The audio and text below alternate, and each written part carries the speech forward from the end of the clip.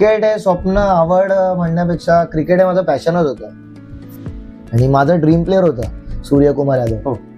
त्या दिवशी सिद्धेश लाडने समोरून त्यांना सांगितलं की हा अजिंक्य बेलोसे हा तुझा फॅन आहे आणि सूर्या सरांनी मला समोरून सांगितलं की मैं भी आज से तेरा फॅन हूँ जो तूने बॅटिंग किया. म्हणजे मी आमचं दुर्गादेवी उद्यान आणि माझं गाव रांजणी इकडून माझ्या क्रिकेटच्या प्रवासाची सुरुवात झाली.